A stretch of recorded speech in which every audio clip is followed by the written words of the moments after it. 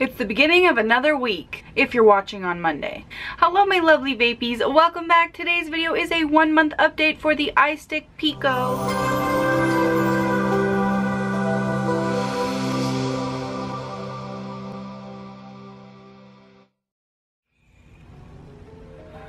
Alright guys, yes, so this video is a little bit late. The iStick Pico video should have gone up a minute ago. And so many people have been commenting, where's the 1-month update for the iStick Pico? So, oh my gosh, I was like, I need to do this today. So, first of all, let me tell you guys that I used to love the iStick line so much.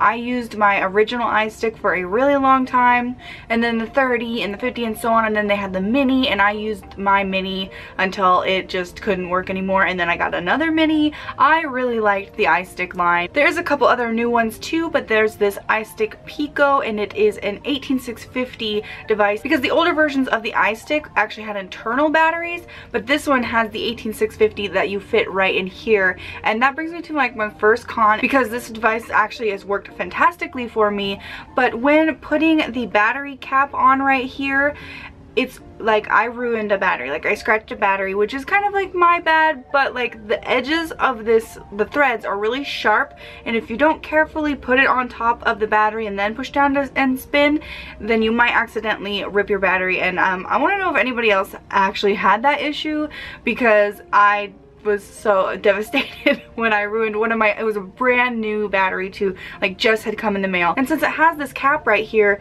you are limited to using atomizers that fit within the dimension, but the atomizer that comes with the iStick Pico, which is the Milo Mini 3, is, and I cannot believe I'm saying this, and actually a good atomizer. I absolutely hated the first version of the Milo, and so I was like really skeptical about using this, but I really like the spinning ring airflow. It helps with preventing a lot of leaking. And then I never experienced spit back with this at all, which was the biggest issue I had with the Milo.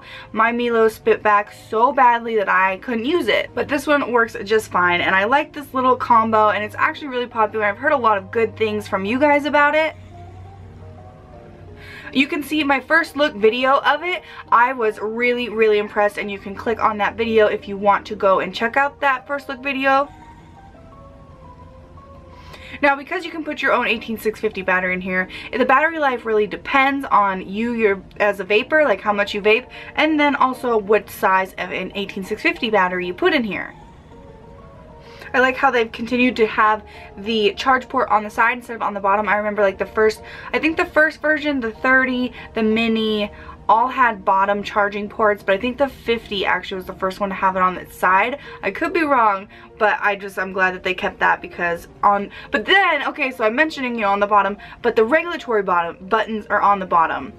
So that's weird, but luckily I don't ever have to change my regulatory setting. Like I pretty much stay the same setting while I vape, and so I don't have to worry about pressing these. But I guess if I press them, it would be like with my pinky or something, because you can kind of like grip it, or I don't know, just flip it I guess, but it's kind of like inconvenient to have it on the bottom. I don't know, this is just my personal opinion.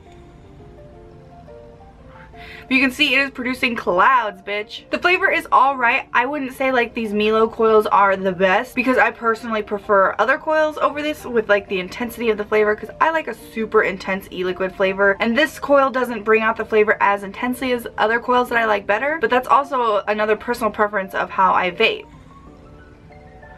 But overall, I have to give a thumbs up to the iStick Pico even after a month of use in my daily rotation. If you have the iStick Pico, comment down below what you think of it, like if you love yours or if you hated yours. I'd love to hear from you guys. I will leave a link below to this device if you're interested in checking it out for yourself. But that's it for today's video. I hope you guys enjoyed. If you did, give it a thumbs up, and feel free to subscribe to this channel for more vape videos. Check the description box below for important links like where to get my favorite things like e-liquids, mods, etc. You can follow me on almost any social media site like Instagram, Twitter, or Facebook.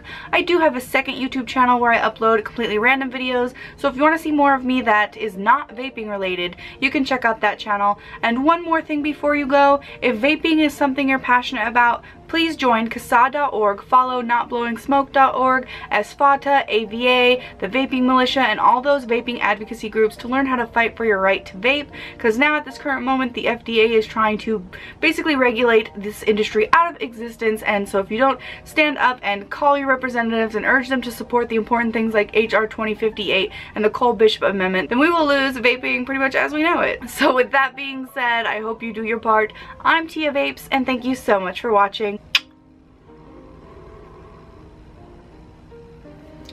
Oh, Monday. It's a boring Monday for me.